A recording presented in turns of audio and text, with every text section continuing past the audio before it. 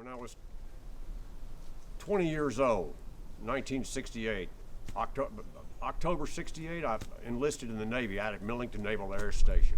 And I went to reserve meetings for a year, and then I went active duty with the fleet, with the regular Navy, 2 days after my 21st birthday in October of 69.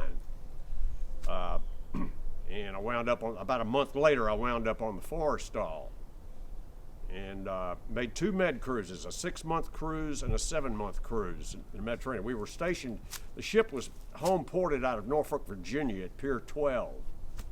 It was part of the 6th Fleet. And I can tell you some stories from my time in the Navy and working in the aircraft maintenance office as a yeoman, which sounds cushy enough, but it wasn't cushy at all. We deployed to the Mediterranean around December the 1st of the same year for the 6-month cruise. I wound up spending Christmas in Paris, France, 5 days in Paris, France, believe it or not, in 1969. I got to see Naples, Italy twice, Athens twice, Corfu twice, Majorca twice, Crete once, Malta countless times, Trieste, Italy once. Now this is over a 2-year period. In that time on Liberty, I witnessed a lot of spectacular fights, which they told us in boot camp, when you guys are going to the fleet, you're all going to sea.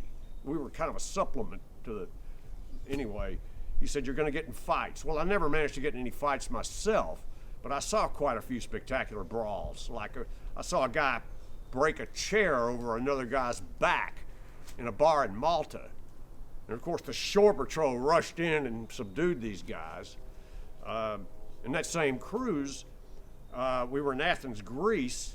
Well, we went to this bar, and Wash got into it with some other sailor, and this other sailor slashed his cheek with a broken beer bottle. And we had to go back to the Forrestal, take him back to a sick bay, obviously, to have his face stitched up.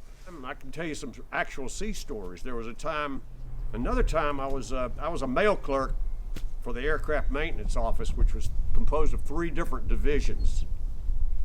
And I was waiting in line for mail call to pick up these big, nasty, heavy-ass mail bags full of mail. And I'm waiting on a weather deck in line to pick up the mail for my 3 divisions. And alongside our port side, about 150 yards to our port side,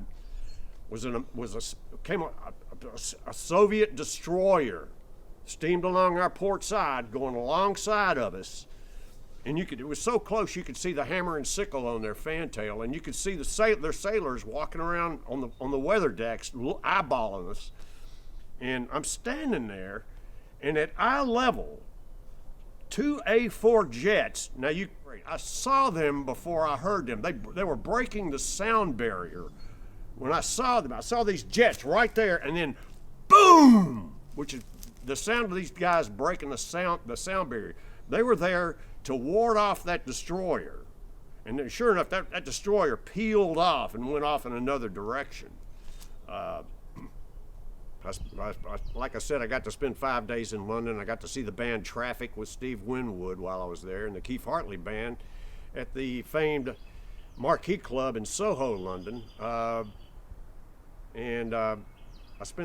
think the last Liberty I spent was in Cannes, France.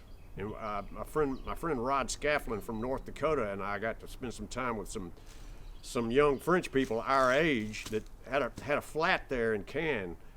And they asked us all sorts of questions. We had a good time. It was a learning experience.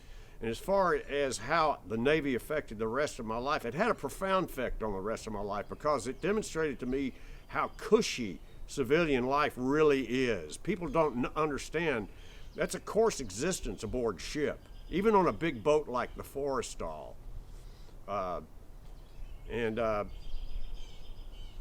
Yeah, it made me appreciate civilian life, and I would not, even though I was a spoiled lower middle class kid, and I kvetched about it the entire time I was in the Navy, I wouldn't trade that experience for $1 million, nor would I trade it for all the college degrees in the world.